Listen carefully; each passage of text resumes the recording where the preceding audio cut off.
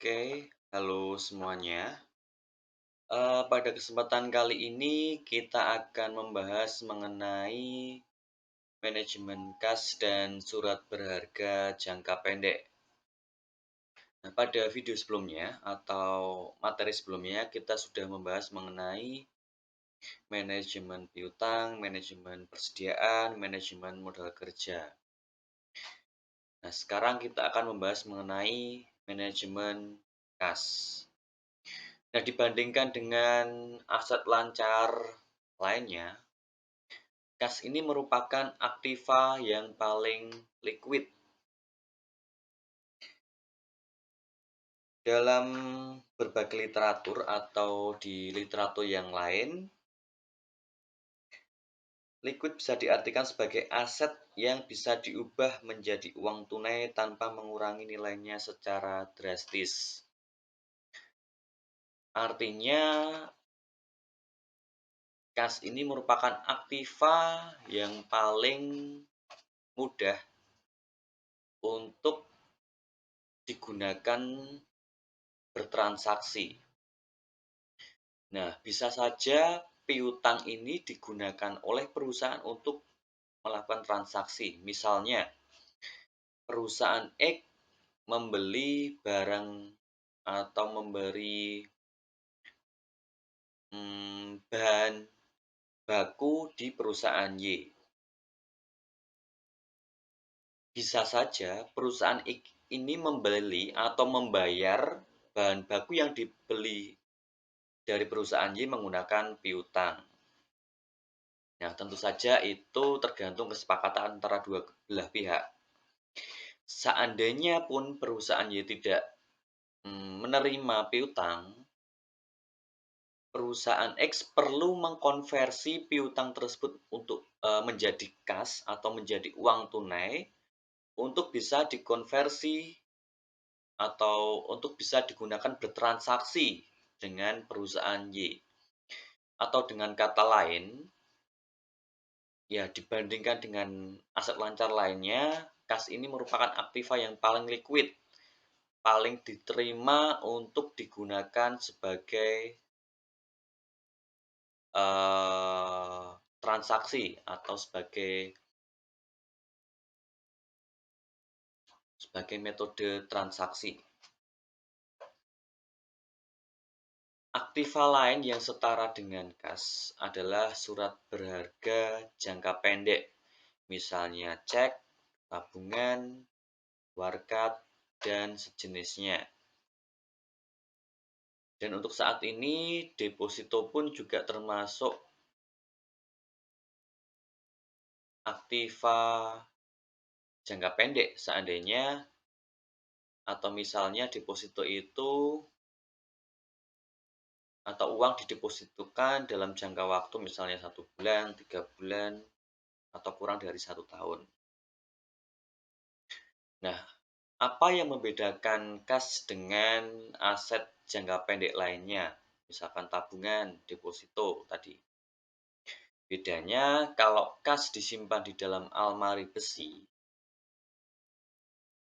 perusahaan tidak memberikan keuntungan apapun. Sedangkan surat berharga, sementara belum digunakan, akan dapat memberikan pendapatan bunga meskipun jumlahnya kecil. Nah, begini, misalkan tahun 2020 perusahaan menyimpan uang di brankas senilai 10 juta. Nah, di tahun 2025, kalau uang dalam brankas itu tidak digunakan, ya maka jumlahnya tetap 10 juta. Beda halnya ketika uang tersebut disimpan di tabungan atau di deposito. Nah, tentu dalam jangka waktu berapa tahun, tentu uang itu dapat berubah atau bertambah. Misalkan di deposito ya tentu akan mendapatkan bunga deposito, seperti itu ya. dengan catatan itu mengabaikan atau dengan catatan bunga yang diterima lebih besar daripada biaya administrasi.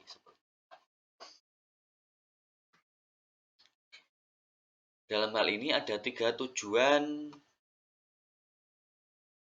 mengapa perusahaan memelihara kas meskipun atau menyimpan kas di brankas meskipun tidak memberikan keuntungan. Yang pertama adalah tujuan transaksi. Nah, tujuan transaksi ini kas digunakan untuk membayar kewajiban yang harus segera dibayar akibat operasi perusahaan sehari-hari.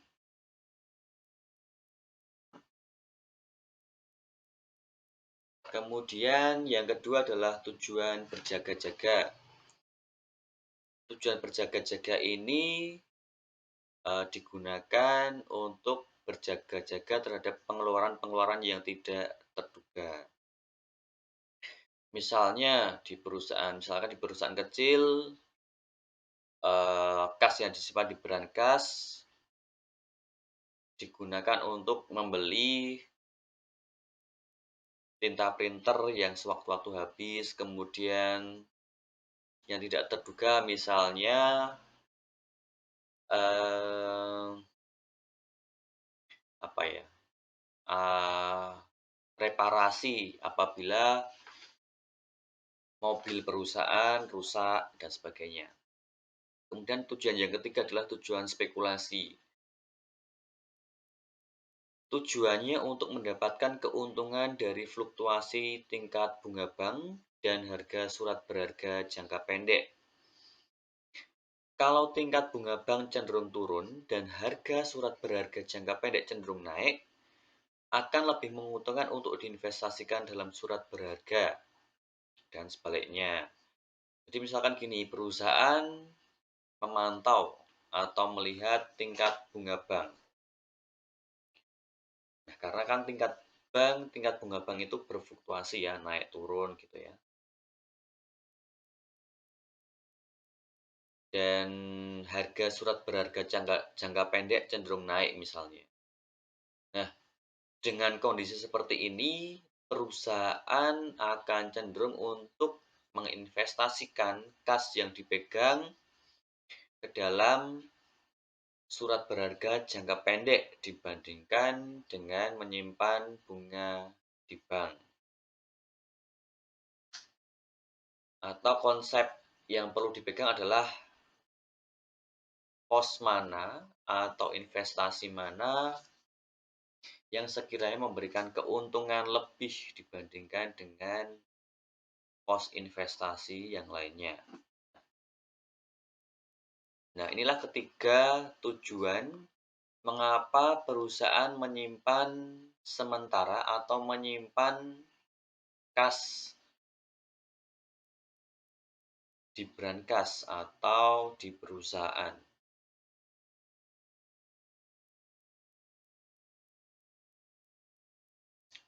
Kebanyakan perusahaan menentukan jumlah kas yang harus ada dalam perusahaan, namun jumlah tersebut harus optimal. Nah, konsep optimal ini tentunya juga sama konsepnya dengan konsep manajemen persediaan, konsep manajemen piutang, konsep manajemen modal kerja. Nah, kalau konsep manajemen kas, tentunya jumlah yang optimal adalah perusahaan perlu menentukan besarnya kas yang disimpan di dalam perusahaan itu tidak terlalu besar dan tidak terlalu kecil. Nah, itu konsep yang perlu dipegang. Yang jadi pertanyaan, seberapa besar kas yang perlu disimpan oleh perusahaan?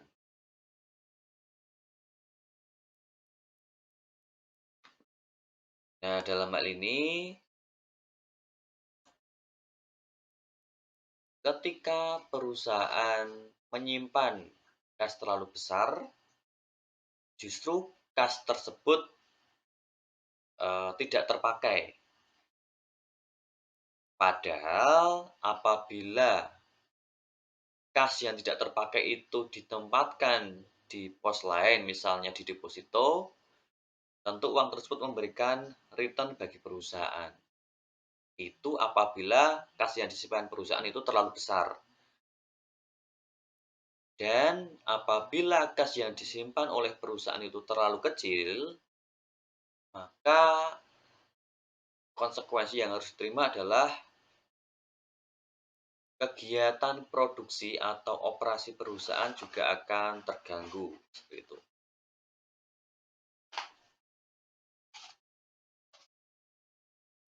Nah, sekali lagi, perusahaan perlu menentukan agar kas yang disimpan tidak terlalu besar dan tidak terlalu kecil.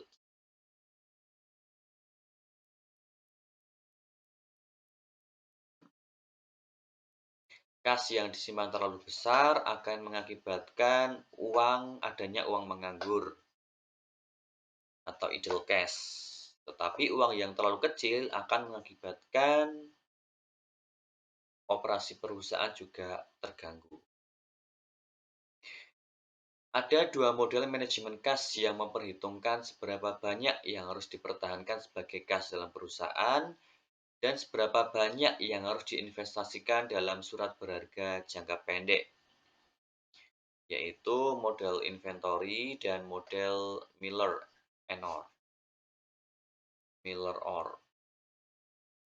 Yang pertama, manajemen kas model inventory. Kita bahas satu persatu ya. Model ini dapat digunakan dengan asumsi adanya kondisi yang pasti atau di bawah kondisi kepastian. Artinya jumlah kebutuhan kas stabil dari waktu ke waktu. Nah, ini persyaratan yang perlu dipenuhi untuk menggunakan model inventory.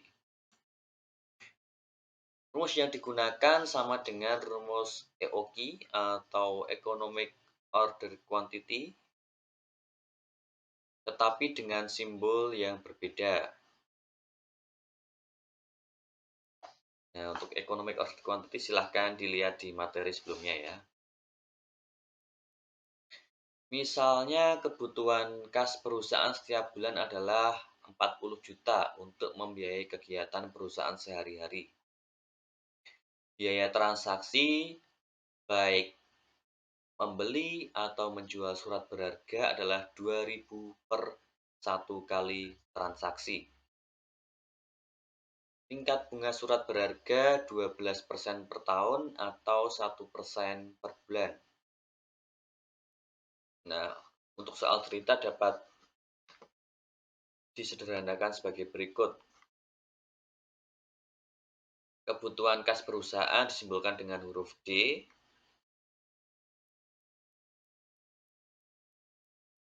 Kemudian biaya transaksi itu disimbolkan dengan huruf B kecil per satu kali transaksi.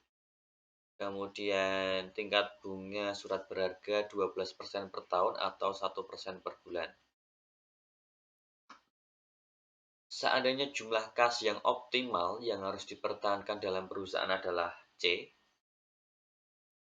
maka dalam satu bulan akan terjadi D per C kali transaksi. Total biaya transaksi adalah D per C kali B. Atau dengan kata lain, biaya transaksi dikalikan dengan total transaksi yang terjadi dalam satu tahun. Rata-rata kas yang ada dalam perusahaan T per 2, maka biaya kehilangan kesempatan untuk memperoleh pendapatan bunga atau opportunity cost dari surat berharga adalah C per 2 kali I.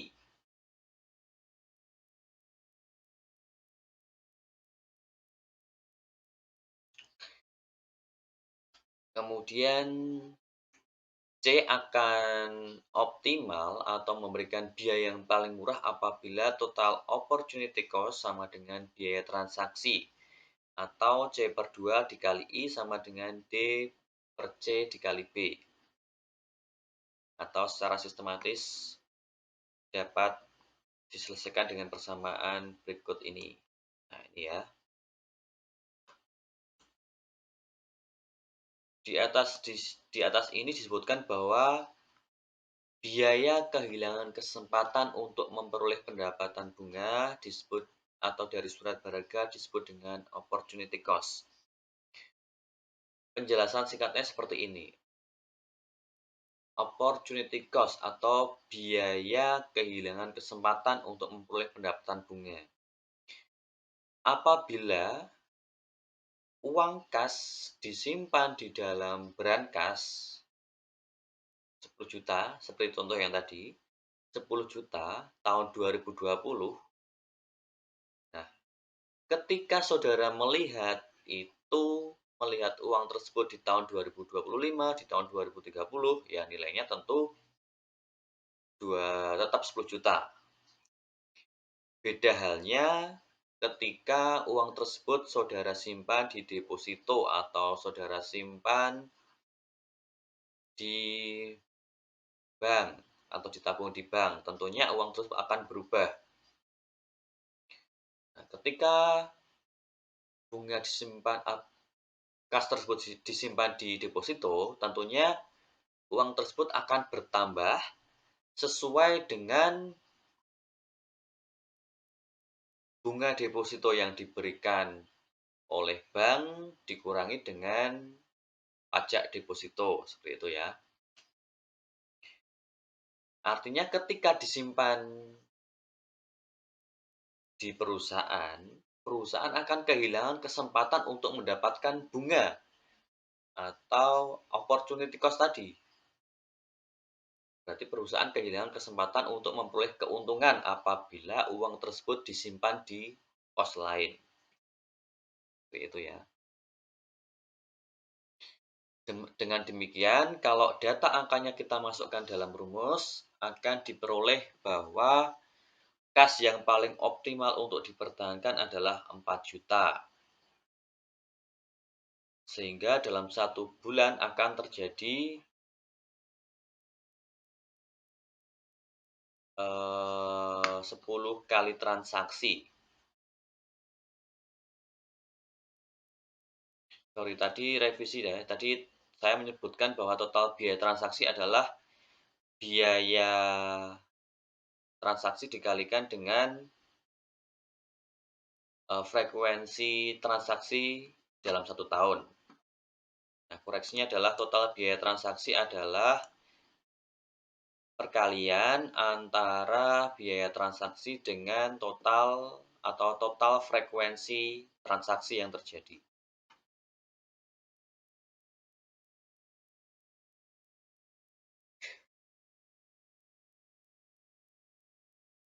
Nah, rata-rata kas yang ada dalam perusahaan adalah 2 juta. Kemudian biaya pengelolaan kas. Biaya pengelolaan kas terdiri dari biaya transaksi dan biaya transfer.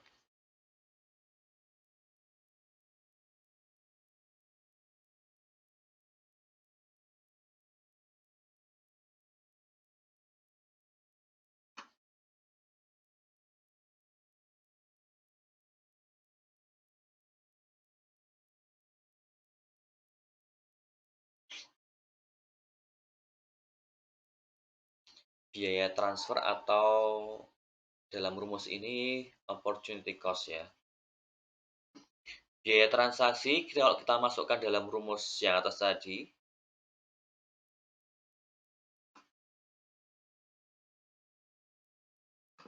D per C dikalikan dengan B atau biaya transaksi. Demand-nya atau kebutuhan kasnya selama 1 bulan adalah 40 juta. Kemudian dibagi 4 juta dikalikan dengan 2.000. Jadi biaya transaksi 20.000.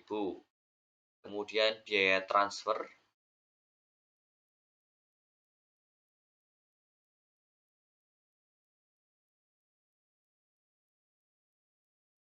atau opportunity cost-nya C per 2 dikali I. C-nya adalah 4 juta dibagi 2 dikalikan dengan I-nya adalah 1%. Nanti ketemu total biaya pengelolaan kas adalah 40.000. Nah, eee, kas yang paling optimal untuk dipertahankan adalah 4 juta.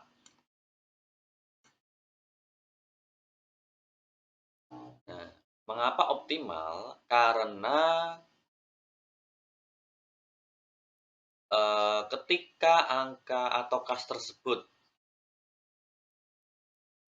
mmm, diganti atau diubah menjadi angka lain atau jumlah yang lain, misalnya seandainya sekali transaksi perusahaan menjual surat berharga untuk memperoleh kas sejumlah 8 juta, seandainya C-nya kita ubah menjadi 8 juta, maka total biaya pengelolaan kas adalah 50.000. Pun juga seandainya C ini diubah menjadi 2 juta, tentu total biaya pengelolaan kas akan lebih dari 40.000. Nah, seandainya total, C-nya ini diubah menjadi 2 juta, silahkan dihitung berapa total biaya pengelolaan kas. Bisa dipastikan total biaya pengelolaan kas lebih dari 40.000 seandainya C-nya diubah menjadi 2 juta. Silahkan dibuktikan. Nah, terbukti bahwa dengan model inventory atau model modifikasi economic order quantity untuk manajemen kas, total biaya pengelolaan kas menjadi minimum atau optimal. Kemudian, yang kedua adalah manajemen kas model Miller-Orr. Pada kenyataannya atau pada faktanya, kebutuhan kas per hari adalah sangat berfluktuasi, naik turun gitu ya.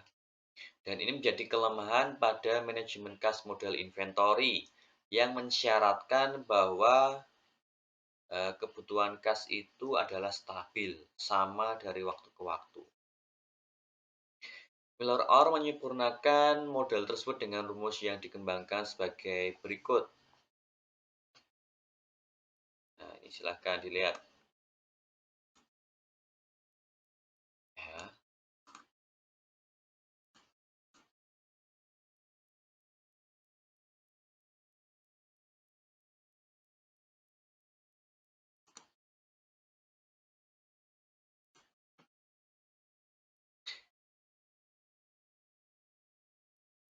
Z sama dengan 3 kali B dikali sigma kuadrat dibagi 4I pangkat sepertiga. Z adalah return point, artinya bila saldo kas dalam perusahaan mendekati batas maksimum atau batas H, maka perusahaan harus membeli sejumlah surat berharga sehingga saldo kas kembali ke tingkat Z. Sebaliknya, kalau saldo kas berkurang hingga mendekati batas minimum atau batas bawah, maka perusahaan harus menjual surat berharga sehingga saldo kas kembali ke tingkat Z atau ke titik Z. Dalam hal ini, H adalah 3 kali Z atau 3Z atau disebut juga maksimum minimum spread. Kemudian sigma kuadrat adalah varian aliran kas masuk bersih harian. B, biaya transaksi, I, bunga surat berharga. Nah, secara grafis dapat digambarkan seperti ini. Z ini adalah return point, kemudian H atau batas atas atau upper limit, ini nilainya adalah 3 kali Z. Dan 0 ini adalah batas bawah atau lower limit. Oke, contoh soalnya misalnya sigma kuadrat atau varian aliran kas masuk bersih adalah Rp800. Biaya transaksi Rp25. I atau bunganya adalah 20% per tahun atau 20% dibagi 360 per hari. Ketika kita masukkan rumus tadi, nanti akan ketemu Z atau return point-nya adalah Rp300. Nah, return point adalah Rp300, maka untuk upper limit nilainya adalah 3 kali Z. Berarti upper limitnya 900 dan lower limitnya adalah 0. Dari grafik ini atau dari soal yang disebutkan tadi, dapat ditarik kesimpulan bahwa kalau saldo kas mendekati batas atas, yaitu 900, maka perusahaan harus membeli surat berharga atau membelanjakan kas yang tersedia, eh, membelanjakan surat berharga, membelanjakan kas untuk surat berharga sejumlah 600 supaya kas yang sudah mencapai upper limit tadi kembali ke return point atau ke 300. Sebaliknya, kalau saldo kas mendekati batas bawah, maka perusahaan harus menjual surat berharga sejumlah return point dikurangi lower limit, yaitu 300. Gitu ya. Dan seandainya perusahaan menetapkan bahwa saldo kas minimal adalah Rp150, maka grafiknya tinggal digeser ke atas, return point-nya menjadi 450, kemudian upper limit-nya dari yang Rp900 ditambahkan dengan 150 menjadi Rp1.050. Dan lower limit-nya menjadi Rp150.